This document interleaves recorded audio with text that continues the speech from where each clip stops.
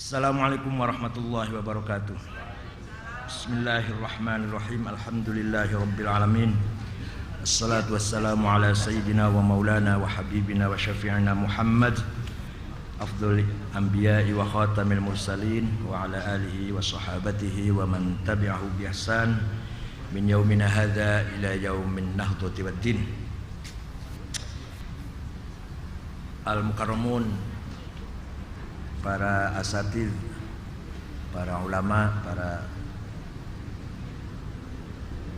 pengurus atau pimpinan Takmir Masjid Agung Sunda Kelapa, terutama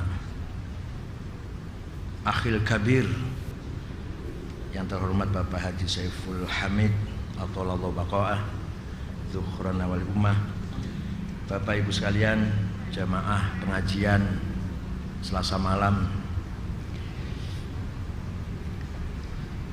Setelah Rasulullah SAW menyelesaikan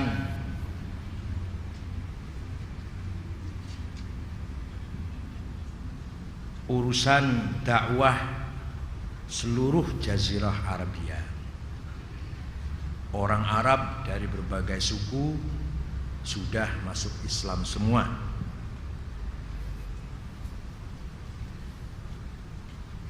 Seperti yang sudah saya ceritakan, di Madinah ada penduduk Yahudi di samping orang Arab, terdiri dari 3 suku, Bani Quraidzah, Bani Qainuqa, Bani Nadir, yang kemudian karena pengkhianatan dari masing-masing itu mereka diusir sesuai dengan perjanjian Piagam Madinah. Mereka diusir keluar dari kota suci Madinah. Mereka berlindung di sebuah kota yang cukup subur, penuh dengan tanaman, korma, anggur, dan dibentengi dengan 3 lapis benteng, yaitu di sebuah kota namanya kota Khoibar, 100 km sebelah utara Madinah. Orang Yahudi di situ berkumpul. Pada tahun ke-8 Hijriah, Rasulullah menerima usulan dari berbagai tokoh sahabat agar kota Khoibar diserang. Selama ini Rasulullah itu kalau perang demi mempertahankan perang Badar, perang Uhud, perang Ahzab, umat Islam bersifat bertahan. Kali ini umat Islam menyerang, kali ini atas usulan dari para tokoh sahabat. Karena adanya kota Khoibar yang punya benteng yang kokoh itu bisa menjadikan apa? Bisa menjadikan persoalan nanti di kemudian hari. Siapa tahu mereka menyusun kekuatan yang luar biasa, bisa mengancam Madinah, bisa mengancam umat Islam. Oleh karena itu Rasulullah menerima usulan dari para sahabat. Kali ini umat Islam menyerang. Biasanya bertahan, kali ini menyerang. Berangkatlah Rasulullah dengan 1.400 pasukan. Sebelum berangkat Rasulullah berdoa, Allahumma rabbas samawati wa adlalna wa rabbal ardina wa ma aqlalna. Allahumma rabbas samawati wa ma adlalna wa rabbal ardina wa ma aqlalna wa rabbas syayatin wa ma adlalna wa rabbar riyaha wa ma adrayna fa inna nas'aluka khaira hadhil qaryati khaira wa khaira ahliha wa khaira ma fiha wa na'udzubika min syarriha wa syarri ahliha wa syarri ma fiha. Aqdimu bismillah. Ya Allah, Tuhan yang menguasai langit dan apa yang dinaunginya, Tuhan yang menguasai bumi dan apa yang disanggahnya, Tuhan yang menguasai syaitan dan dengan segala tipu dayanya, Tuhan yang menguasai angin dengan segala arah tiupannya, kami memohon kepadamu ya Allah, kebaikan negeri Khaybar ini bisa saya kuasai, bisa kami kuasai. Hal-hal yang baik dari negeri Khaybar ini bisa kami miliki, dan penduduknya pun bisa kami kuasai. Dan kami memohon perlindungan kepadamu ya Allah dari kejahatannya negeri ini dan kejahatan penduduknya. Aqdimu, majulah wahai pasukan Islam, bismillah, dengan menyebut nama Allah. Berangkatlah ke Khaybar. Sampai di sana minap pagi-pagi hari Kamis. Rasulullah memerintahkan serbu itu kota Khaybar. Benteng pertama kalah, benteng kedua juga kalah orang Khaybar, karena orang Islam menang. Benteng pertama menang, jebol. Benteng kedua jebol. Benteng ketiga ada 2 pintu gerbangnya, namanya Babul Wadih dan Babus Salam. Orang Yahudi sendiri menggunakan kata nama Babus Salam ini untuk bentengnya. 2 pintu ini sulit dijebol. Sampai-sampai Rasulullah membutuhkan waktu lebih dari 10 hari. Pokoknya lebih dari 10 hari. Qila 12, wakila sampai 14 hari. Ini ada ceritanya dalam hadis Musnad Ahmad, Musnad Nasai. Pertama, Sayyidina Abu Bakar mimpin pasukan untuk menjebol 2 pintu itu, gagal. Balik lagi dengan kegagalan. Besok Umar diperintah, ayo pimpin pasukan kamu jadi komandan. Bongkarlah atau teroboslah pintu gerbang 2 itu, Al-Watih dan As-Salam. Gagal, sorenya pulang dengan kegagalan Sayyidina Umar. Rasulullah kemudian mengatakan, la adfa'anna liwa'i ghadan ila rajulin yaftahullahu ala yadayhi yuhibbullahu wa rasuluhu yuhibbullaha wa rasulah. Besok hari ketiga saya akan memberikan bendera komando. Apa? Kalau sekarang bukan bendera, apa? Tongkat komando kepada orang yang insya Allah Khaybar akan dikalahkan oleh orang itu. Dan orang itu malam-malam semua sahabat saling tanda tanya, sambil deg-degan, sambil beberapa tokoh nunggu-nunggu juga, jangan-jangan saya gitu, kira-kira itu kan. Ini pergantian Panglima TNI, ini deg-degan semua. Akan dilakukan apa? Fat in. Semua menunggu-nunggu. Besok pagi semua sudah nongkrong siap dipanggil oleh Rasulullah. Ada Abu Bakar, ada Umar, ada lain-lain, ada Sa'ad bin Abi Waqqas. Rasulullah tanya, aina Ali bin Abi Thalib? Mana Ali? Ali sedang sakit mata. Sayyidina Ali nggak nongol, nggak nongkrong gitu, nggak magang, karena lagi merasa sakit mata. Rasulullah panggil Ali. Datang betul, matanya merah, sakit. Kemudian fabasika Rasulullah fi ainai wa da'a fabaro'a. Kedua matanya Sayyidina Ali diludahin oleh Rasulullah. Sekali kontan sekaligus sembuh. Hatta ka'allam yakun bihi wajah. Seakan-akan tidak habis sakit. Tidak baru sakit, tidak baru sembuh, tidak.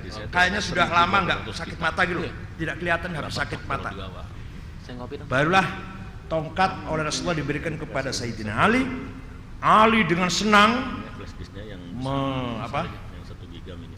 nari-nari gitulah, nari-nari kecil dengan melempar-lemparkan pedang ke atas sambil mengatakan, analladzi sammatni ummil haidarah.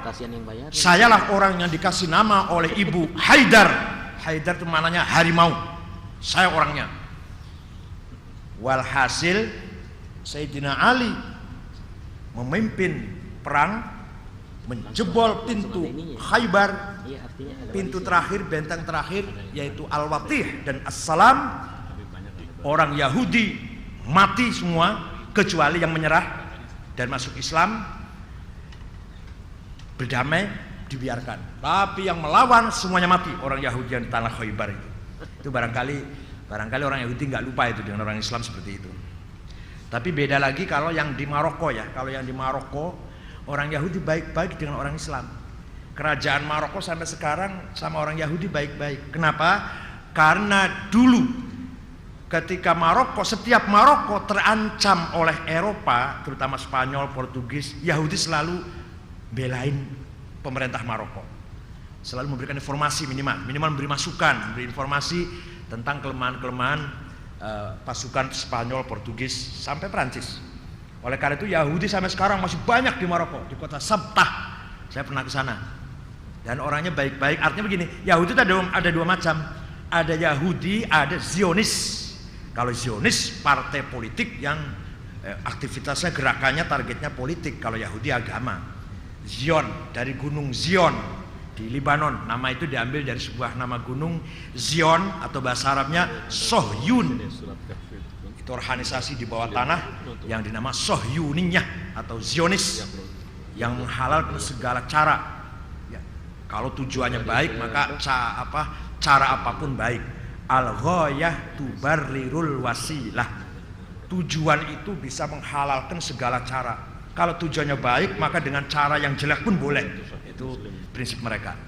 Tidak boleh bohong, tidak boleh nipu, tidak boleh zalim, tidak boleh memeras sesama Yahudi. Kalau di luar Yahudi boleh.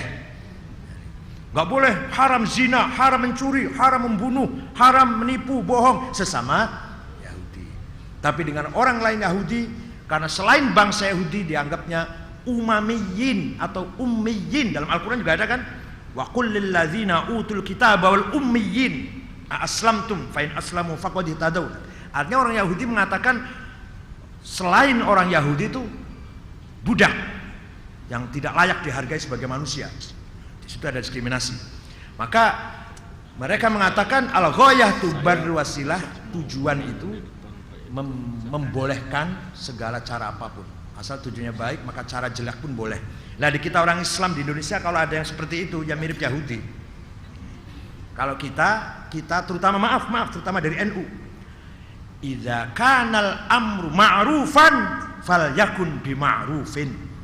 Kalau tujuan itu menegakkan ma'ruf, hal yang baik, maka hendaknya dengan cara yang baik. Itu prinsip saya, prinsip NU gitu. Idza kanal amru ma'rufan falyakun bima'rufin. Tidak boleh walaupun tujuannya baik dengan cara yang tidak baik. Nah, selesai perang, ada seorang perempuan namanya Zainab bintil Harith, istrinya Salam bin Mushkam, itu orang Yahudi. Masak kambing, masak sop gulai kambing diberikan kepada Rasulullah. Rasulullah kemudian kebetulan lagi duduk bersama dengan sahabat Bishr ibn Barra ibn Ma'rur. Senang sekali Rasulullah dikasih kambing makan. Belum ditelan Rasulullah melepek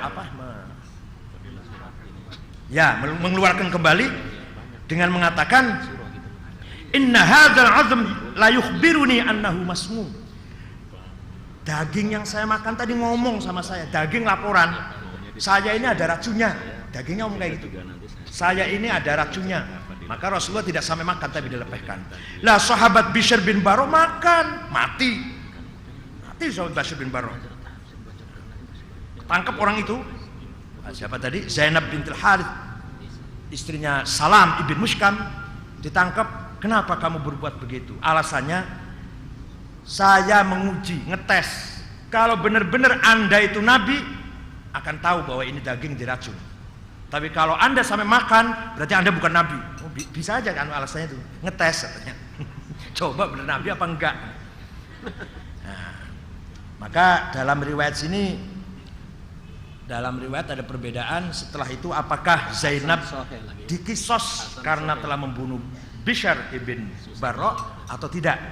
Ada yang mengatakan karena dia sudah masuk Islam, setelah itu masuk Islam, perbuatan itu sebelum masuk Islam maka tidak dikisos. Ada yang mengatakan Rasulullah menyerahkan Zainab pada keluarganya Bishr bin Barra, kemudian dikisos oleh keluarganya Bishr bin Barra. Itu kejadian Fathu Khaybar. Baru saja selesai Fathu Khaybar dengan segala kemenangan gemilang, datanglah muhajirin pertama yang hijrah ke Ethiopia. yang dipimpin oleh Ja'far ibn Abi Thalib, kakaknya atau adiknya, kakaknya Ali bin Abi Thalib. Semuanya berjumlah orang 16 orang. Hijrah ke Ethiopia, lama sudah hijrahnya itu. Pulang datang karena sudah dengar bahwa sudah menang, mendapatkan umat Islam mendapat kemenangan.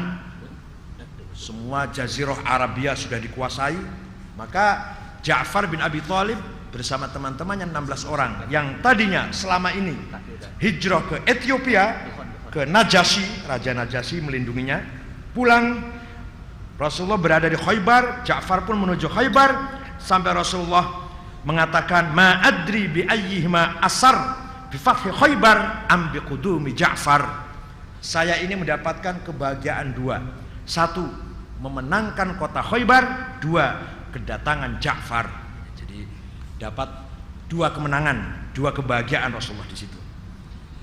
Yang penting dalam cerita ini kita percaya bahwa salah satu mukjizatnya Nabi Muhammad SAW adalah mukjizat yang bersifat materi, bersifat fisik. Orang Mu'tazilah, kelompok Mu'tazilah yang rasional mengatakan bahwa tidak ada mukjizat yang materi itu. Mukjizatnya Rasulullah Al-Khalidah ya Quran itu. Quran itulah mukjizat satu-satunya. Gak percaya kalau ada mukjizat Rasulullah memanggil pohon korma bisa berjalan. Rasulullah bisa membelah 2 bulan. Rasulullah meludahi Ali sembuh. Rasulullah makan racun, makan daging ada racunnya, kemudian dagingnya ngomong. Itu nggak percaya orang Mu'tazilah. Orang ahli sunnah wal jamaah percaya. Kalau menurut Mu'tazilah, mukjizat itu sudah kedaluarsa. Itu mukjizatnya para nabi-nabi dulu.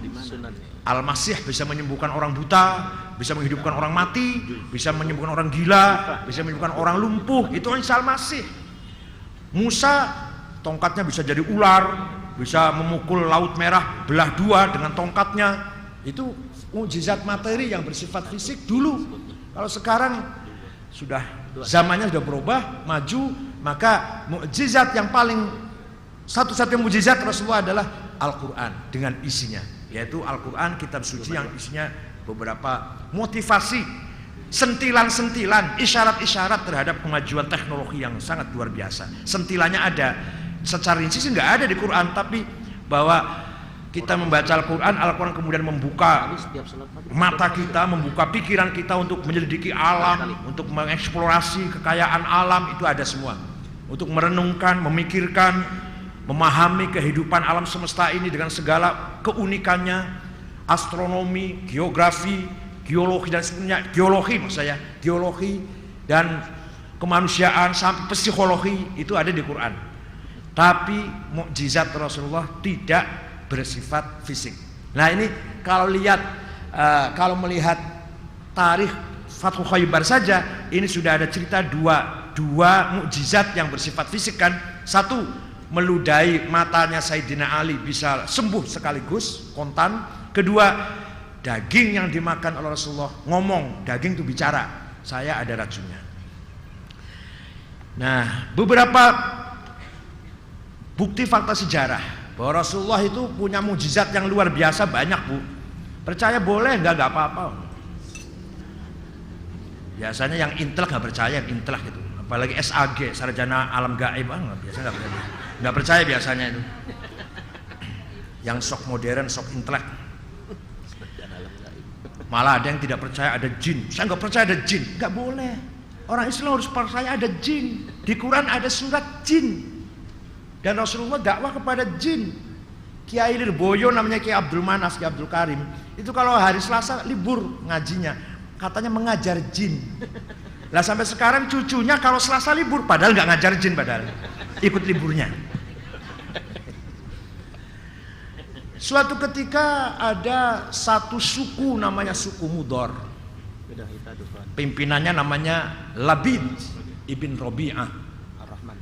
Mencaci maki Rasulullah, menganggap Rasulullah orang gila, orang sinting, yang suka kesurupan, yang suka bikin onar, bikin gelisah, konflik di masyarakat, sehingga banyak sekali orang yang berantem, anak dengan ayahnya, saudara dengan saudara, konflik gara-gara Muhammad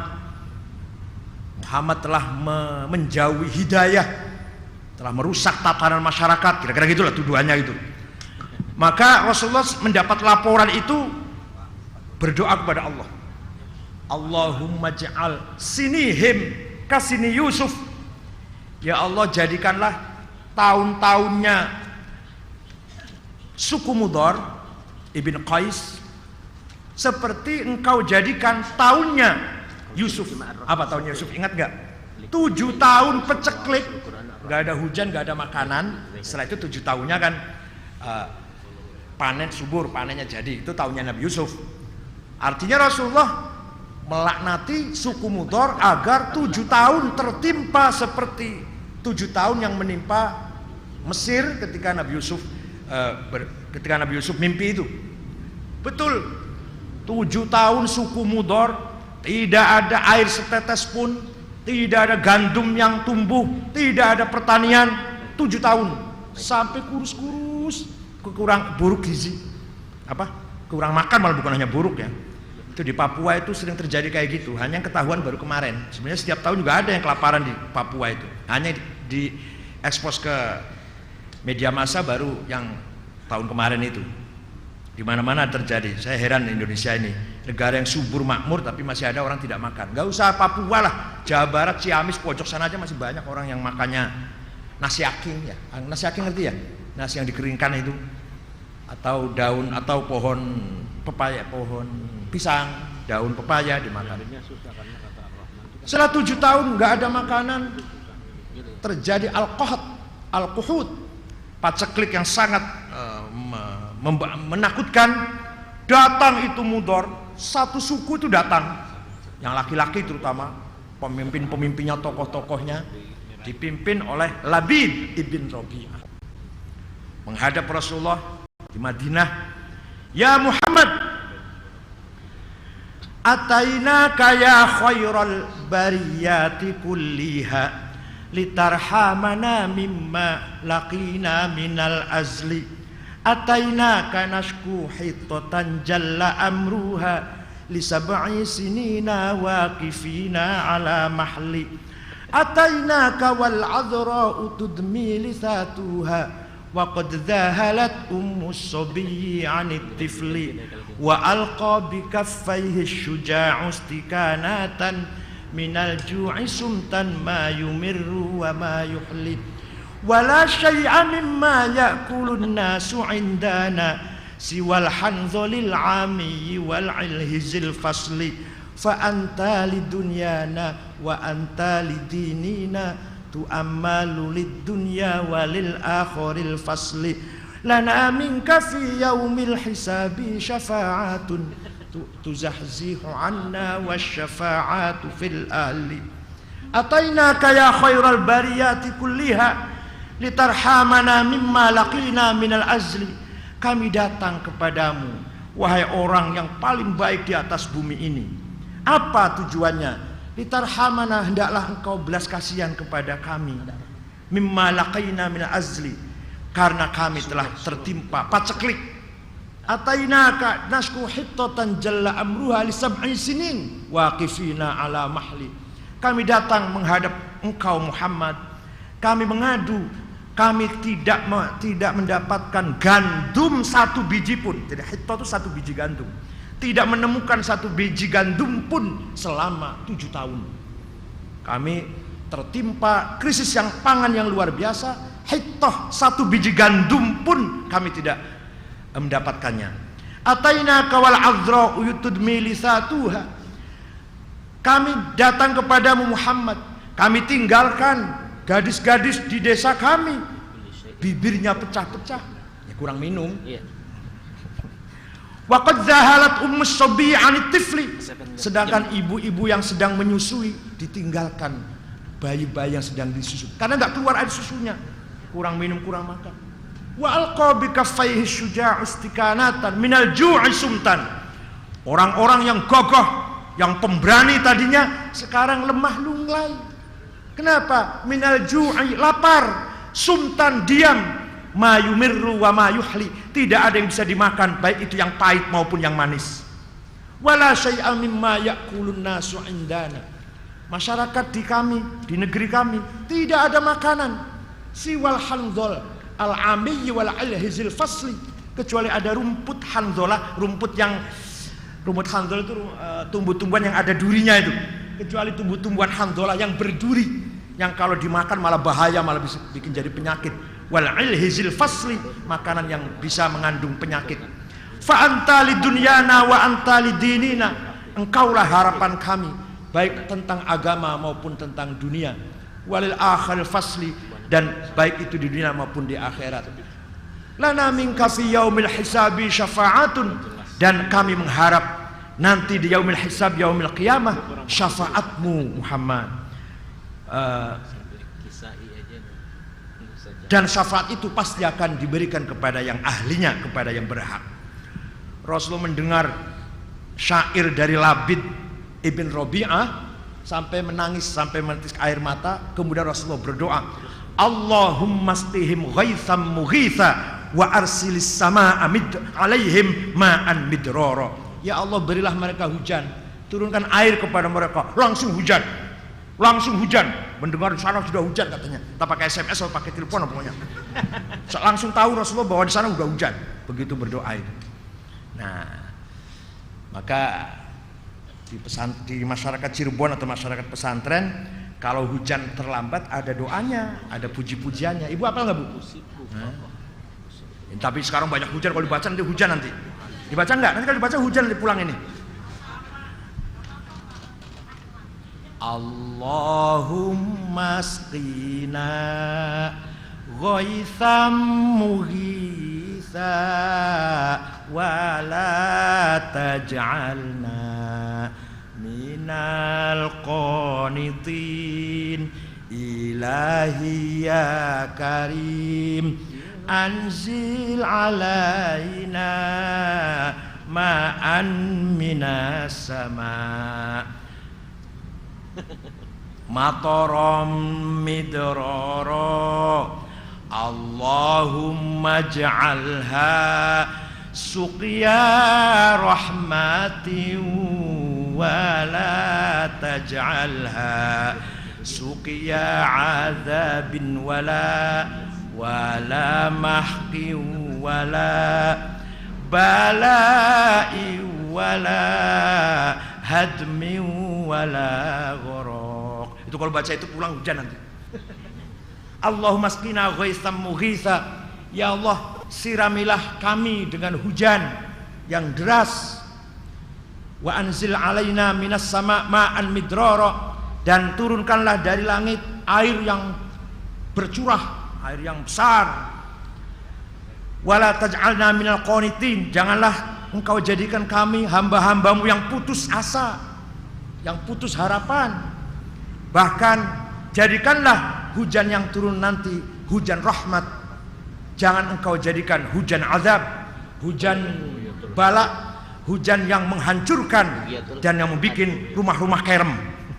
Kita ini nggak pernah doa itu. Jadi kalau ada hujan ya Ciliwung banjir, rumah pada tenggelam. Karena kita nggak doa begitu. Hujan datang nanti Ciliwung pasti tenggelam. Belum lagi pantai utara, nanti ada air laut naik. Sampai sekarang masih di Muara itu ya. Itu bagus sekali doa itu.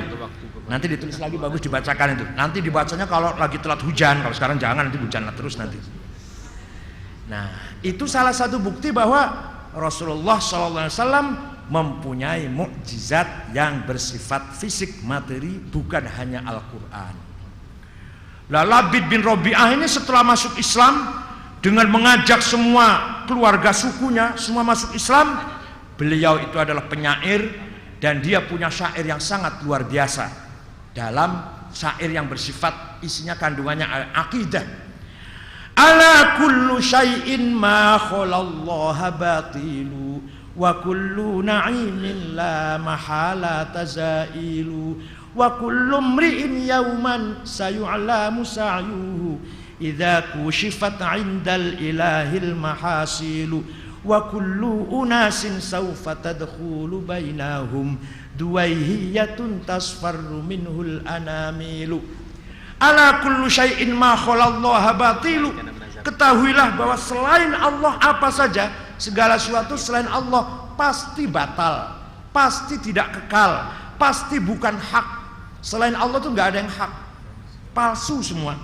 Perempuan cantik ya umur 20 sampai 30. Kalau udah 40 lah udah cantik apanya nggak tahu saya. Nah, laki-laki juga gagah, iya kalau masih 40 sampai 55 sudah gemetaran sudah. Tapi beda gemetarnya perempuan dengan laki-laki beda, Bu.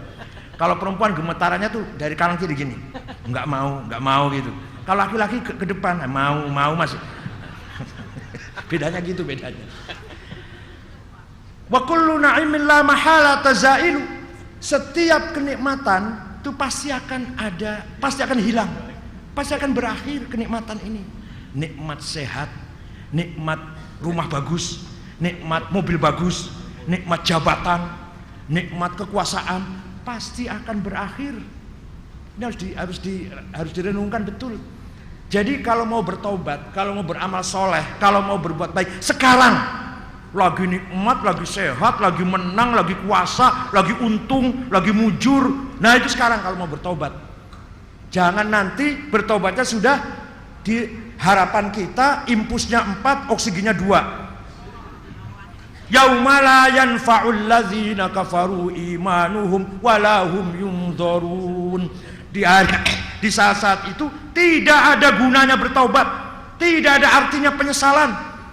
Minta diundur, minta kemurahan dari Allah, minta diberi bonus 2 hari lagi atau 2 bulan lagi atau 2 hari lagi, 2 jam lagi, tidak bisa.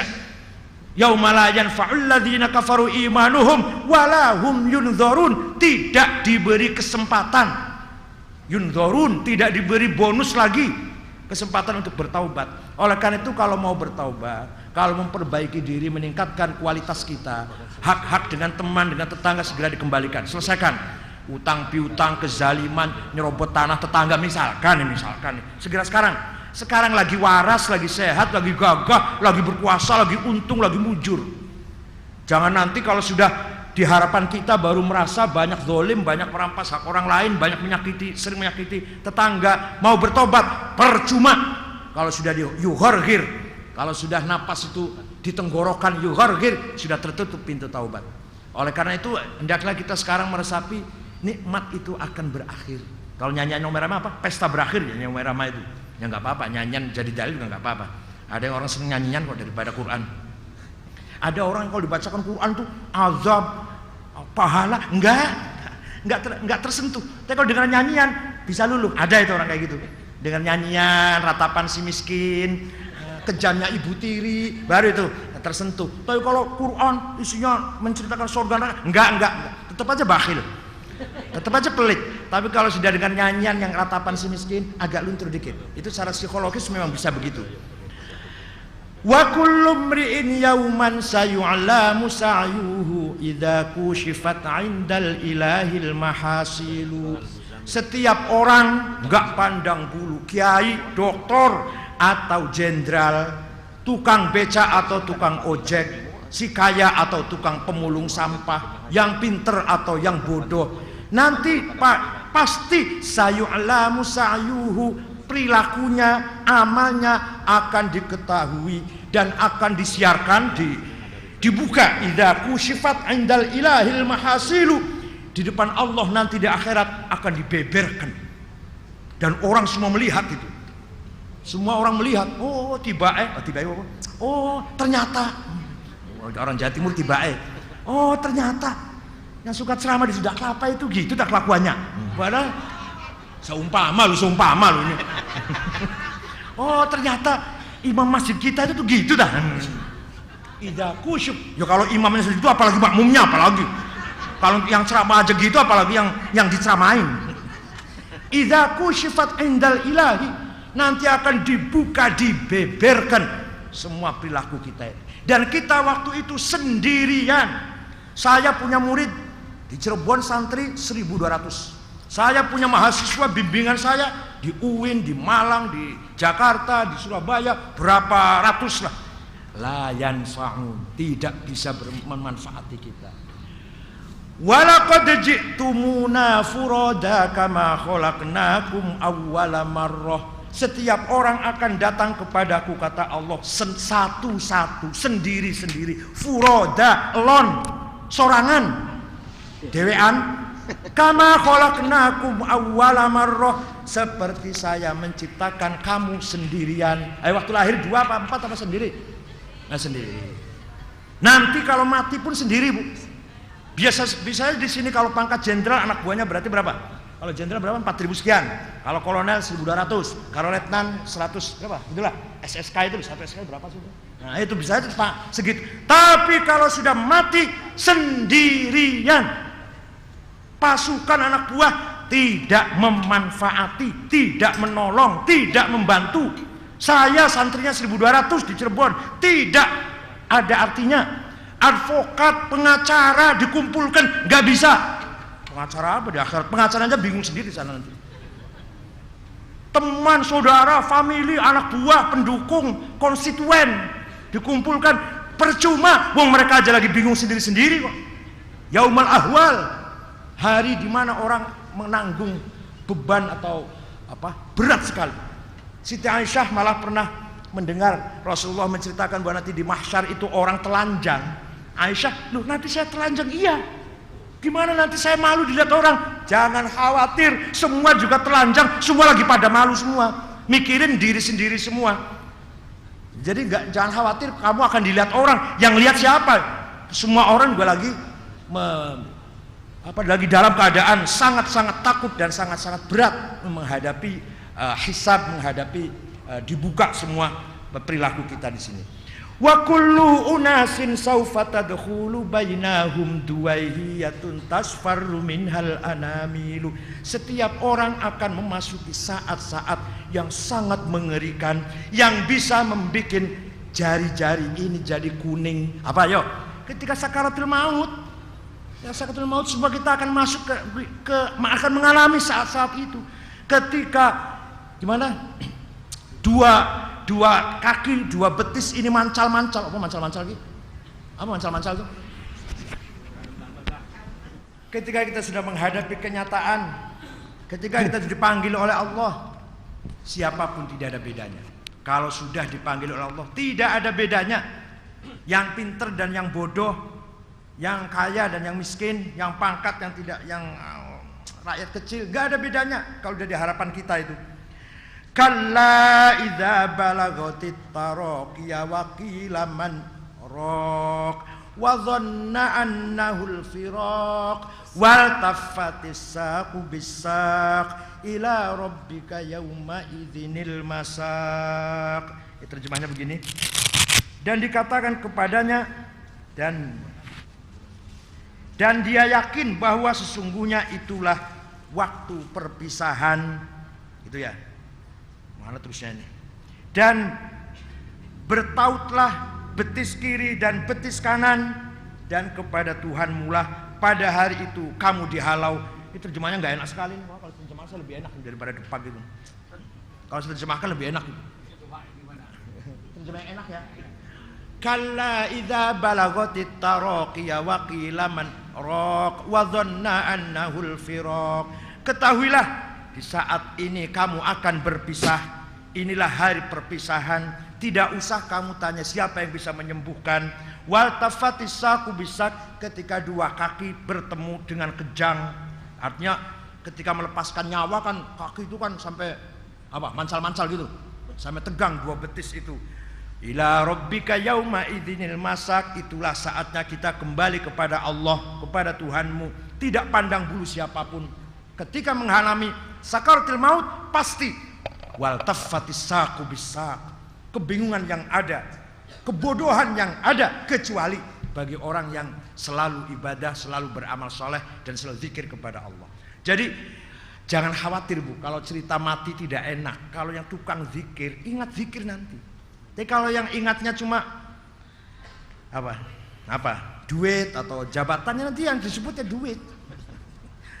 Tidak ada kernet, mobilnya nabrak pohon, dia mati. Suruh nyebut Mas, malah grogol malah gitu. Jangan khawatir. Kalau yang ahli ngaji, yang suka ngaji di Sunda Kelapa ini, insya Allah Di saat-saat wal taffatis saqu bisaq, tahu bahwa ila rabbika yauma idzinil masaq. Yang tersebut, yang terucap, yang terlontar dari mulutnya adalah Allah atau la ilaha illallah. Hanya itu yang dibawa pulang, hanya itu. Harta, mobil, deposito, istri banyak, ditinggal semua, Bu. Wa fi qabdi kaffi tifli 'inda wiladatin dalilun 'alal hirsil murakkabi fil hayyi wa fi bastiha 'indal mamati isyaratun ala qad kharajtu ala fanzuru qad kharajtu bila syai'i wa fi qabdi kaffi tifli 'inda wiladatin. Setiap anak baru lahir dari ibunya, tangannya pasti menggenggam. Ya entah kalau ibu waktu lahir tangannya gini, entah saya nggak tahu. Tapi saya lihat semua anak saya kalau lahir tangannya begini. Waktu lahir itu loh, bayi tangannya begini. Itu apa? Dalilun 'alal hirsil murakkabi fil hayyi. Nanti orang hidup di dunia pasti mencintai dunia, pasti inginnya mendapat, inginnya menggait, inginnya menyimpan, inginnya apa? Masukan, gitu kan? Terus dipegang kuat. Jangan sampai lepas. Tapi kalau wa indal mama wa fi bastiha indal mamati isyaratun. Tapi setiap orang mati tangannya membuka. Entah kalau ibu lihat ada orang mati tangannya genggam ya entah. Tapi yang saya tahu kalau orang mati tangannya begini semua. Apa itu? Ala fanzuru qad kharajtu bila syai'i. Lihatlah wahai orang-orang, wahai saudaraku, wahai temanku, wahai anak-anakku, wahai familiku, saya keluar dari dunia ini tidak bawa apa-apa. Itu artinya tangannya begini, artinya begitu. Qad kharajtu bila syai'i. Coba anak kecil lahir, tangannya begini, suruh buka nggak mau. Orang mati tangannya buka, suruh nggak mau. Nggak mau. Udah pasti gitu pasti. Entah kalau anaknya buka balik-balik entah. Lahir buka, setelah mati genggam ya entah, nggak tahu saya. Tapi rata-rata yang saya tahu, bayi lahir tangannya menutup. Dibuka nggak mau, pasti begini, nangis itu, sambil nangis itu. Tapi kalau orang mati pasti tangannya begini. Yang wajar, yang normal kecuali kebakaran, yang wajar tangannya begini. Wa fi bastiha indal mamati isyaratun. Ketika mati tangannya membuka, itu isyarat bahwa fanzuru, ketahuilah. Ala fanzuru, wahai familiku, wahai temanku, wahai saudaraku, lihatlah aku qad kharajtu bila syai'i. Saya keluar dari dunia ini tidak bawa apa-apa. Gitu sombongnya setengah mati, Masya Allah. Seakan-akan mau hidup sendiri. Jadi marilah kita, bukan berarti saya melemahkan semangat hidup, tidak. Hidup yang semangat, jangan putus asa, mencari dunia terus yang halal. Tapi berilah ruang dalam hati kita untuk zikir kepada Allah. Karena itulah yang akan kita bawa pulang selama-lamanya. Kita semua tahu, kita semua paham, semua akan mati, kita semua paham. Apalagi yang ngaji di sini, semua tahu kita ini akan mati.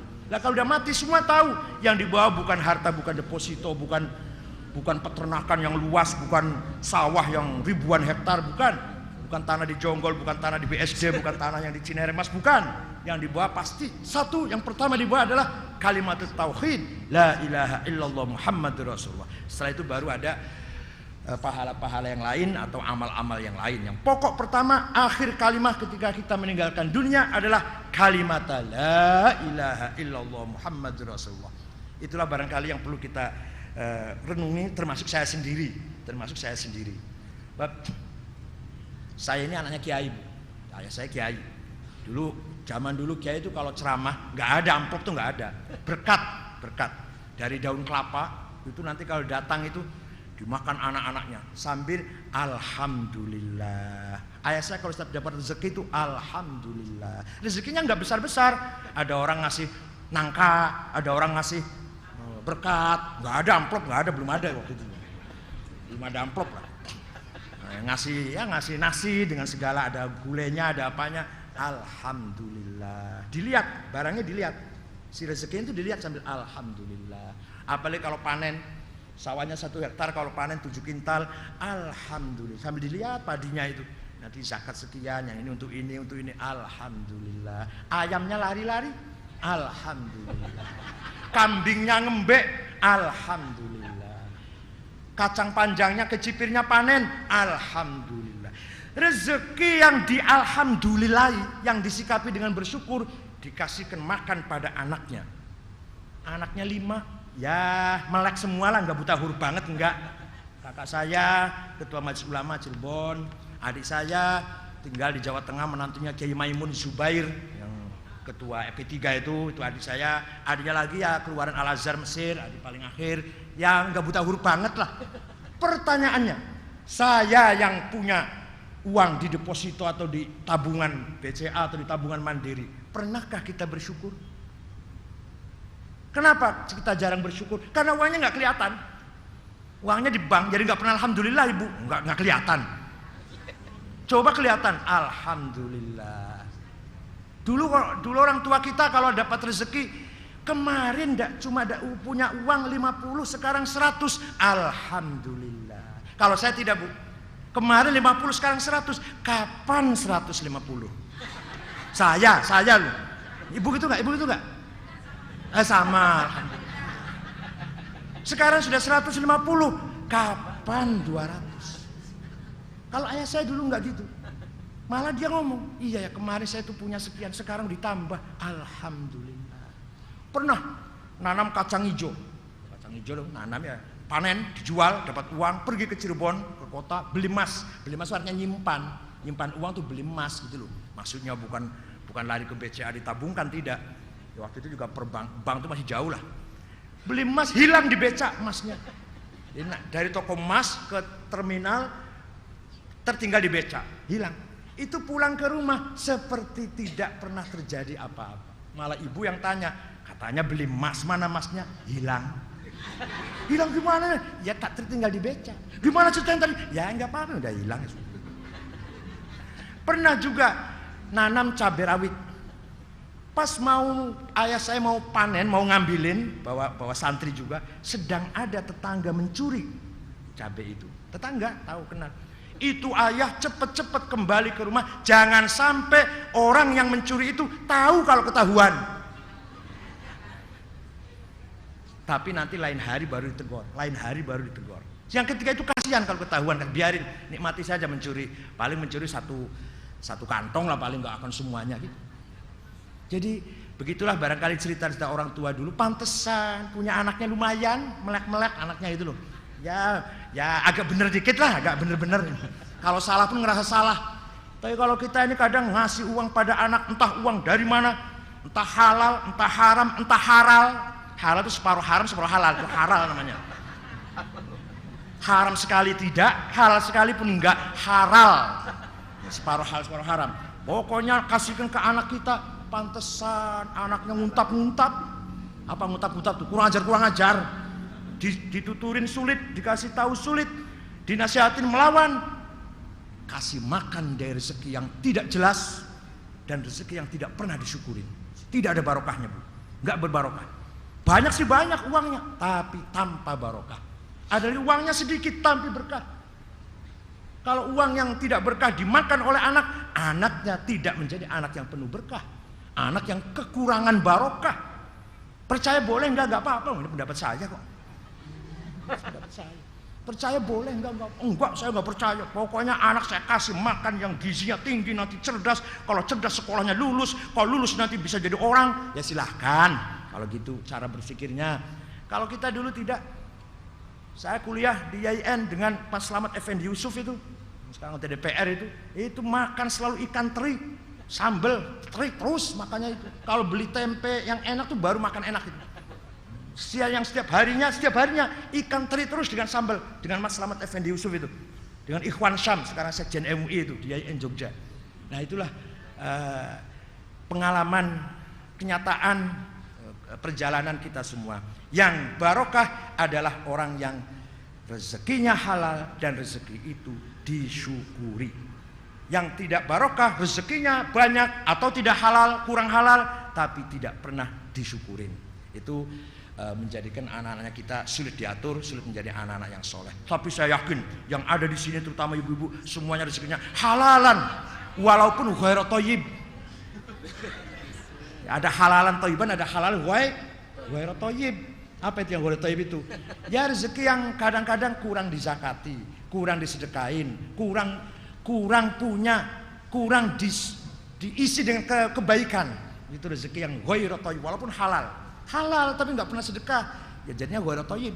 Halal tapi nggak pernah peduli dengan fakir miskin. Jadi uangnya ghairu thayyib walaupun halal. Itu bedanya halalan thayyiban dengan halalan ghairu thayyibin. Mudah-mudahan semua kita min ibadis sholihin wa minal muttaqin wa minal faizin. Bismillahirrahmanirrahim. Alhamdulillahirabbil alamin. Hamdan katsiran thayyiban mubarakan fihi ala kulli hal. Allahumma shalli sholatan kamilatan wa sallim salaman tamma ala sayyidina Muhammadin alladzi tanhallu bil uqad wa tanfariju bil kurab wa tuqaddu bil hawaij wa tunalu bil raghaib wa husnul khatim wa istasqal ghamam bi wajhil karim wa ala alihi wa sahbihi fi kulli hatin wa nafasin bi adadi kulli ma'lumin lah.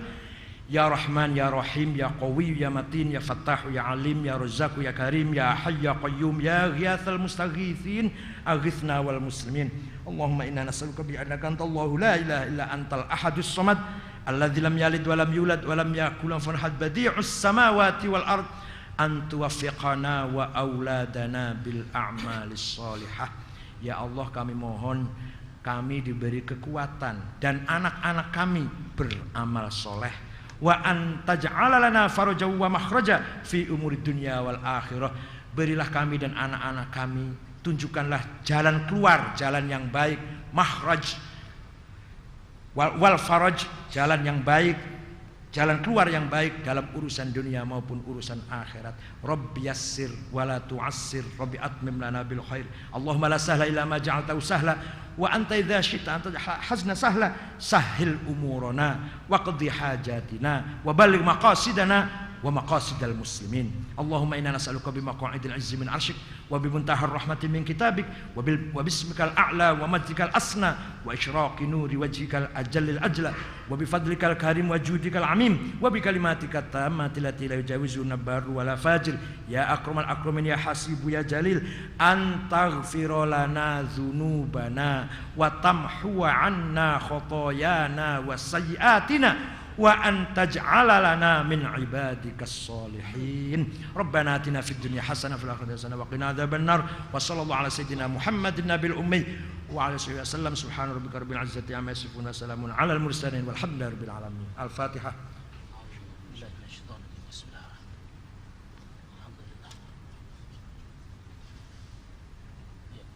Assalamualaikum warahmatullahi wabarakatuh.